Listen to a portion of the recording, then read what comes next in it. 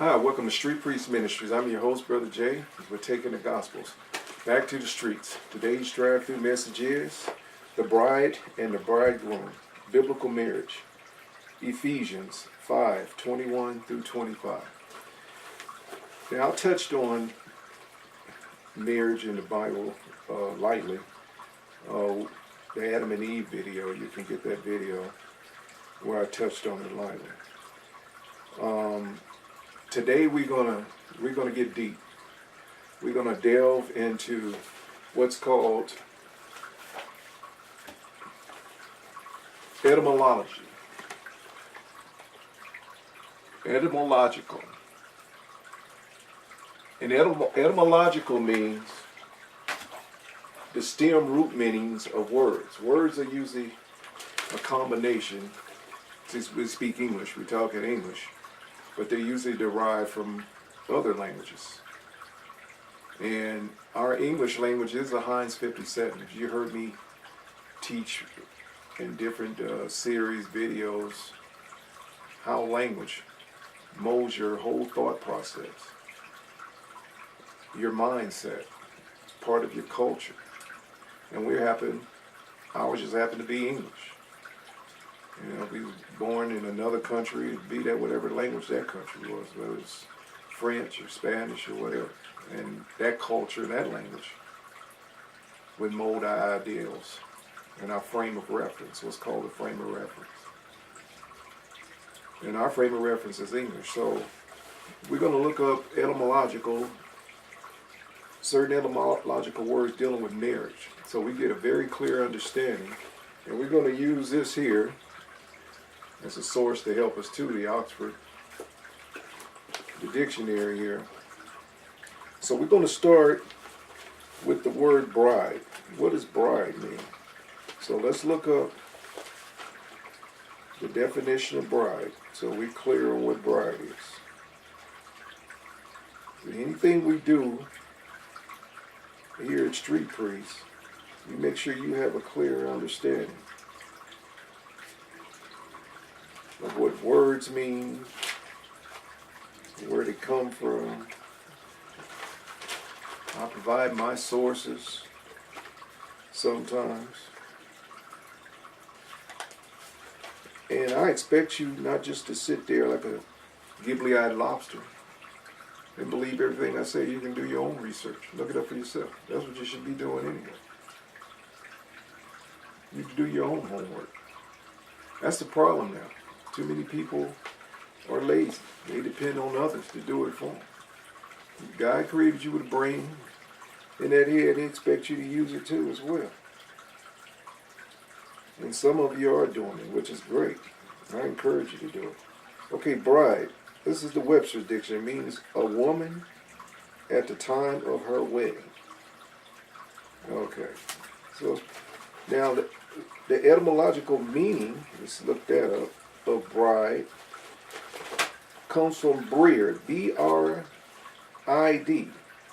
and is derived from the Proto-Germanic verb root brew, B-R-U, brew, or brew, B-R-U, mean to cook or to brew, B-R-E-W, or make a broth, which was the role of the daughter-in-law in the family. So we just looked up bride. That's what the word bride is derived from, where it comes from. And its symbology is a woman cooking in the home for the family. Okay, bridegroom. Let's look up the word bridegroom and see what the definition of bridegroom is.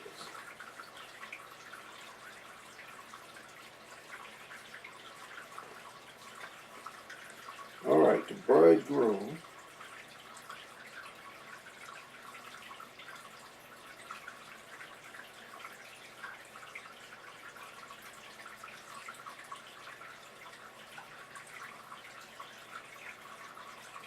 a man at the time of his wedding. So a woman to get married at the time of her wedding, and a man at the time of his wedding is called the bridegroom, or it's a newly married couple. Same with wife. Or excuse me, the same with bride. Excuse me, bride. Now let's look up the word wife. I'm ahead of myself. And what the word wife means.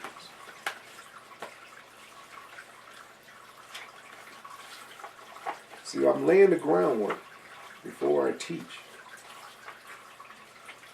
on the spiritual aspect of what marriage means. You're just doing the natural right here. The word wife. Where does wife come from? What does wife mean? See, we use words every day and never question why are we using these words? Where do they come from?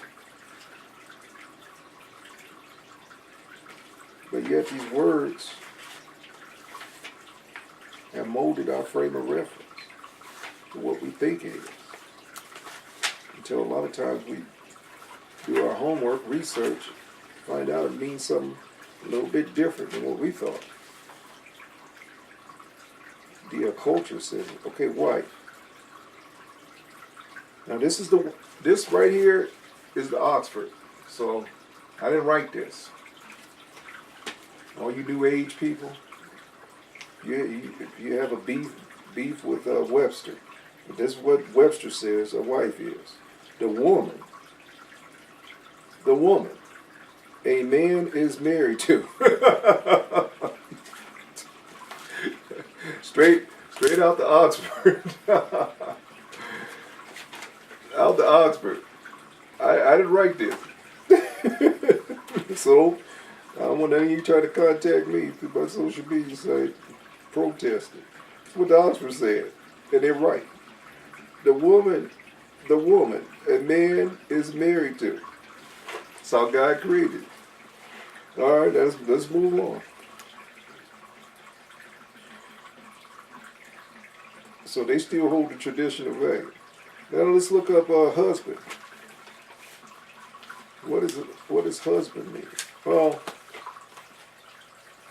now wife, before I move on, the etymological meaning of wife is from the word German.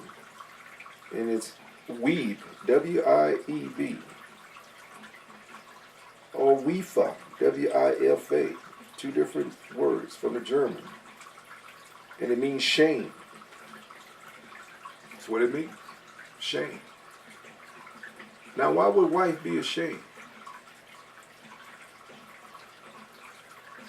Didn't Eve bring shame to her husband and the human race when she bit that apple and was seduced by Satan?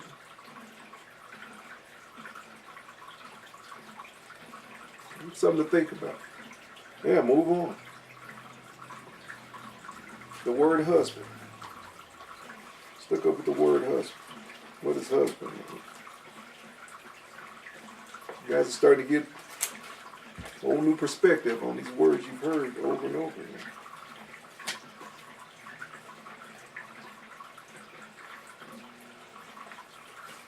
Let's look up the word. You heard my husband, my wife. People have no idea the power of words and what they're saying and the spiritual ramifications of the words we use. But you're learning.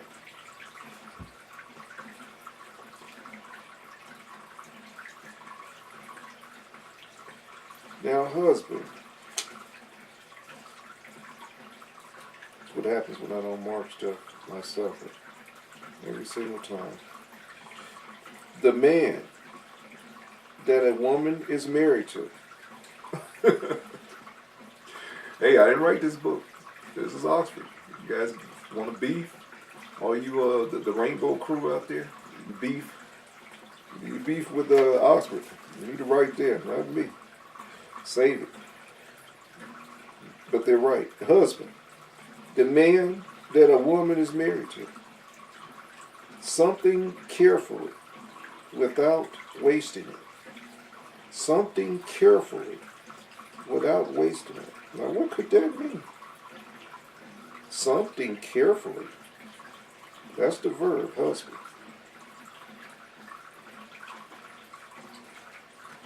And it's from the root word husbandry, which is farming.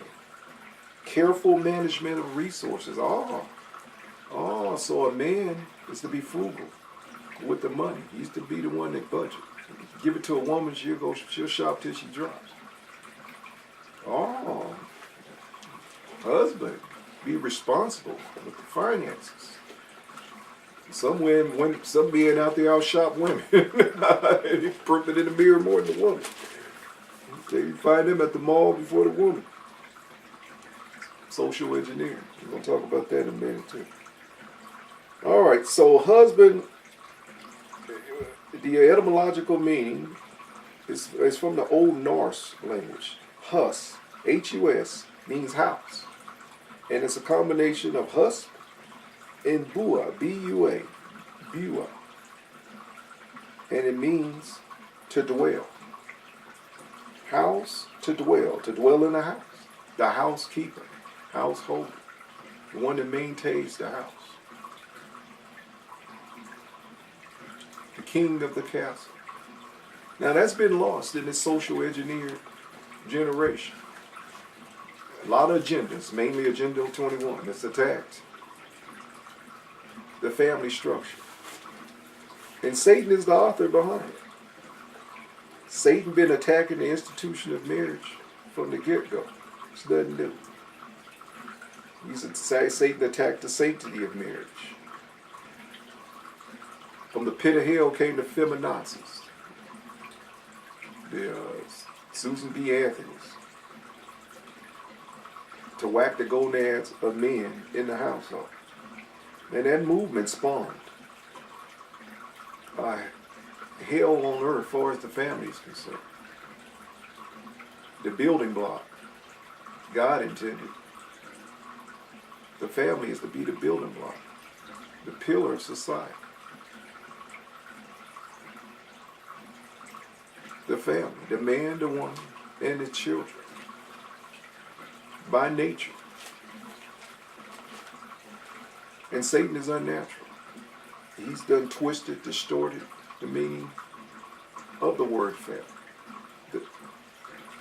He done divided the sexes, put them at war. He done created and instituted fortification. Now in marriage, you have what's called matrimony. And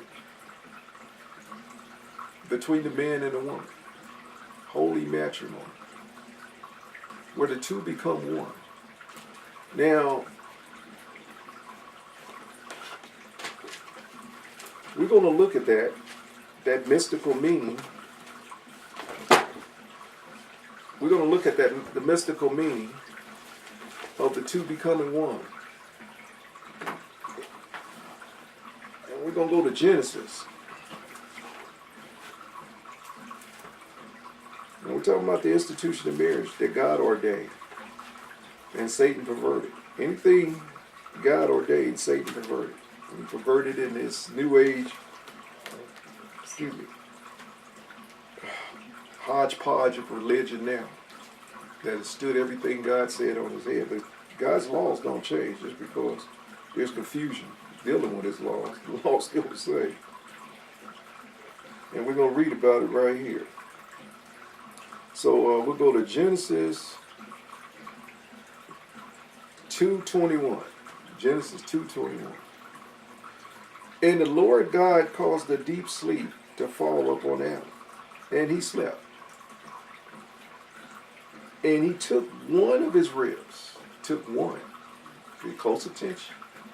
One, unity. One is always alone.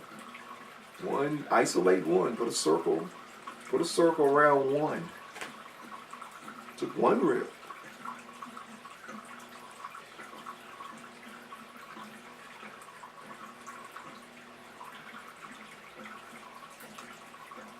I want you to think about that. And he took one of his ribs and closed up the flesh instead of the first surgery. God performed surgery on that. Put him in a deep sleep, which would be equivalent to surgeons using anesthesia or something. Put you in propanol or something. God's propanol. And he performed surgery on him, took a rib out. And the rib which the Lord God had taken from man, made he, woe man. Look out, man, woe man. And brought her unto the man. So God was the bridegroom. This is a marriage you're looking at. This is matrimony. This is holy matrimony. This is God the Father was the bridegroom, bringing the bride. Oh, God the Father, yes, I was right. Bringing the bride to the bridegroom. Just like weddings are done now, where God gave away the woman to the man. Just like if the woman has a father, the man's father-in-law would be giving her away to him. You follow this? This is God's marriage right here. God intended one man, one woman to be married. Now this shoots down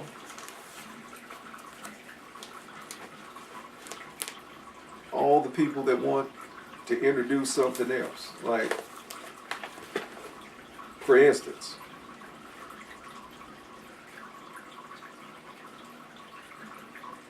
adultery. Adultery is sex outside marriage. God didn't intend for that. Adultery. Sex before marriage.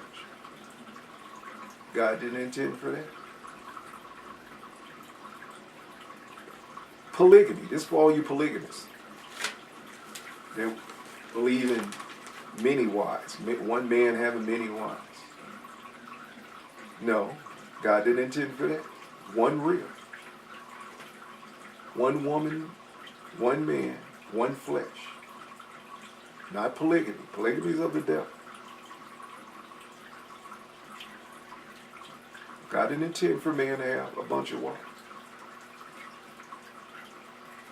And that's reconfirmed, and we're going to read it later in the New Testament. But it's in the Old Testament too. Now, I know what you're thinking. I'm one step, at least two, for most of you, when you're thinking in. What about Solomon? This is for the men that want many whores. What about Solomon? What about him? Let's talk about Solomon. Solomon had 700 wives and 1,000 concubines. Man also has free will. Now Solomon is a symbol of the occult. He's very well recognized in the ancient occult. Solomon turned his back on God. So you guys that love to quote Solomon, quote that. Solomon set up the apex bull in God's temple that he built, called the temple. Solomon was supposed to be the gods of the Lord's house. He put a pagan idol and turned the people's heart away from the Lord to pagan idols. So when you quote Solomon, quote that too, that he's very revered in the Kabbalah and ancient witchcraft, sorcery, mysticism. He's highly revered. So when you quote Solomon, quote that. If you're wrong in one area, you're probably multi-wrong in other areas, including 700 wives and 1,000 concubines. That ain't what God intended. Now put that in your pipe and smoke it, all you polygamists out there. Now God winked at it in the Old Testament because everybody was doing it. But that's not what he intended. You just read right for yourself. God's program. One woman, one rib. He didn't take 5 ribs out. And he said them two should become one. Now what's the meaning of the word one? The mystical meaning of the word one. Well, scientists have done study on male and female rabbits. They've took male rabbits and that had long hair and female rabbits that had short hair and put the two together, and they would let them procreate. And over time, the female rabbit would start growing hair that had short hair, like the long-haired male rabbit, and they did it vice versa. The male rabbit had short hair, the female rabbit had long hair. And she would lose her hair and end up with short hair like the short-haired male counterpart. When God said one, that's the mystical union. The two will become one. You ever seen couples that have been together for so long? You say, oh, they look like brothers and sisters. They look alike. That's the meaning. The female takes on the dominant male counterpart. See, in nature, which God created, called natural, nature, male, female, natural, nature, there's no conflict for as glory is concerned. Just like the sun is always referred to as the masculine energy, and the moon, the feminine energy. Now, witchcraft and sorcery has taken that and perverted it. That's what it does. That's what Satan does. That's his religion. And started worshiping the heavens and the meaning of the energies, the masculine and feminine. That ain't what God intended. But the sun ain't in conflict with the moon. The moon reflects the light from the sun. If there was no sun, you wouldn't see the moon. So it reflects the male glory. That's what God intended. For the female to reflect the male glory. When you see the female, you see the male. The two are one. Unity. That's what God intended. Now Satan is sown division. That's what he does. He's the author of confusion and division, where the man and the woman have war in the house due to this social engineering that's been duped on us in America and the whole world, actually. It's been going on for decades now. The witches and warlocks are busy, where the woman is deified and feminine energy is deified in worship, coming from the moon goddess and all the ancient, get my teaching, ancient occult. Synagogue of Satan, ancient occult. Get my video on it. While I teach on it. The witches and warlocks have taken over the mindset of America and the world.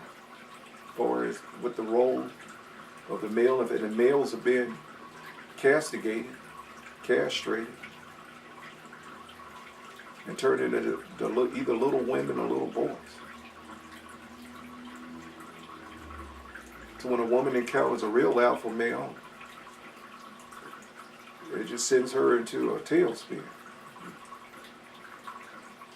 And she's been naturally programmed to want to attack. Men are warriors. God created us that way. Men are the protectors of the home.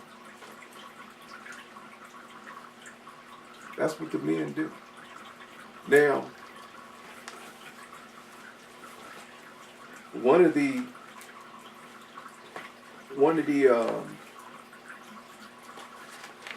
roles of the husband is the defender of the home, to defend the house. That's what men are supposed to do. The woman is supposed to feel secure. The man can handle his business to protect the home, and that's usually through violence if necessary. That's for you conscientious objectors out there.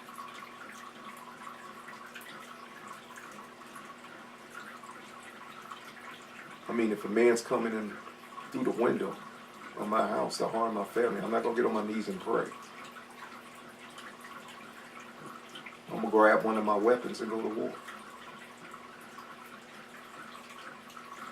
If anything, I pray. That God help my aim out to be accurate. Make sure I get it. Anyway, that's what we're supposed to do.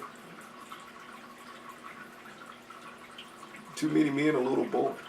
They aren't responsible. They aren't husbands. They aren't responsible with finance. They aren't responsible with taking care of a home. There's been a breakdown in the family structure. Men are just like women. I mean, I've never seen so many begging men in my life. Where I go, a man is asking another man for $1 in front of a store or something. The Bible said a man is supposed to work by the sweat of his brow. If you don't work, you don't eat. He's supposed to provide for the house. And the social engineering has placed the women in great jobs. Some of it ain't the man's fault. They can get a job or something and excel faster than men, even with a BS degree. Social engineering. Put the woman on top. Part of engineering the female dynamic. Feminism. Which is part of witchcraft, sorcery, same thing. Goddess worship. Make the woman a goddess, quote unquote.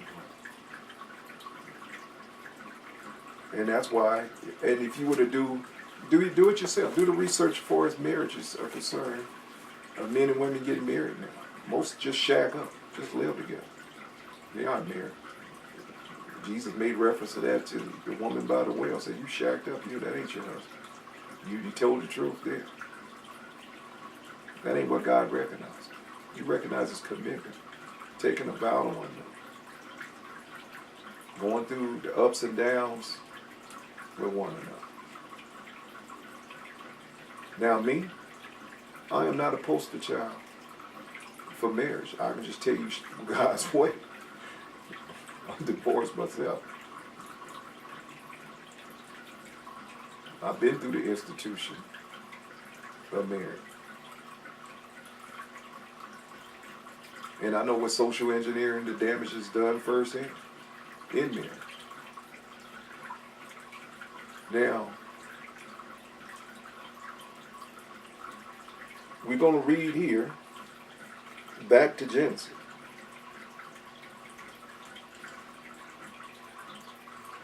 I'm start again in 21 because I done did so much talking.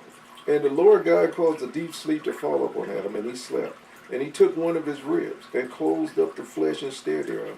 And the rib which the Lord God had taken from man made he woman, and brought her unto man. Okay, that's the first marriage. And Adam said, this is now bone of my bones, and flesh of my flesh. One woman, one man. She shall be called woman, because she was taken out of man. He named the woman. Adam named you women. Man named woman. Therefore shall a man leave his father. Pay attention, you men. This is for you. How many men are living at home with their parents? these men live at the home till they're 40 years old now.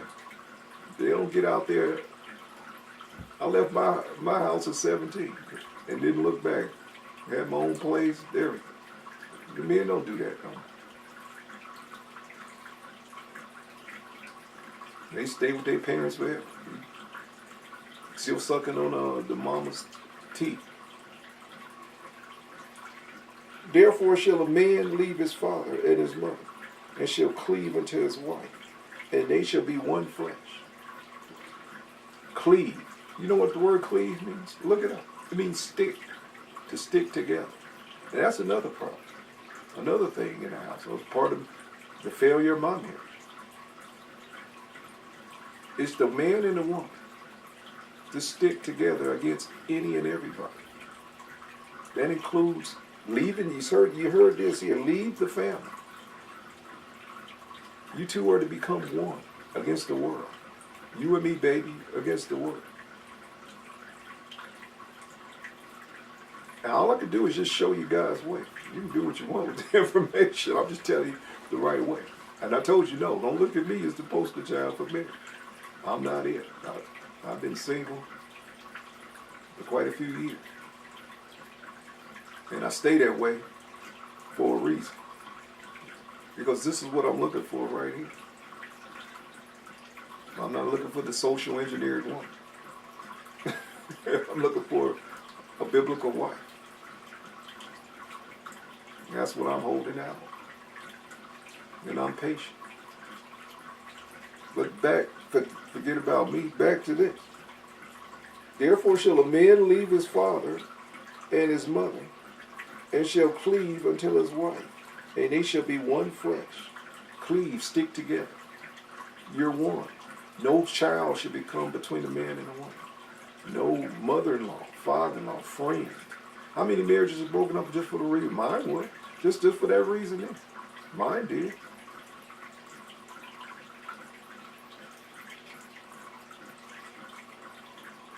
So you that thinking about marriage, you better think about this here. No one comes between you and your marriage. No philosophy. No person. You two are one. Look at yourself. Look at yourself as one person. That's what God intended. That's the sanctity of marriage. What it means. That's the holy matrimony. Not all this other crap that's been betrayed by Hollywood. It's cheating is part of marriage now. Adultery. It's called adultery in the Bible. That's accepted. Polygamy accepted. All this, that is of Satan. That is not of God. You're reading what God ordained, what he ordered. What God blessed.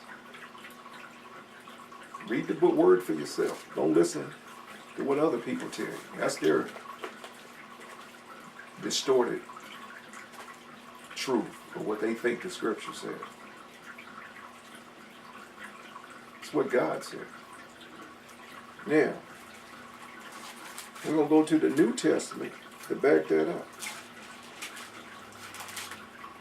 What I just stated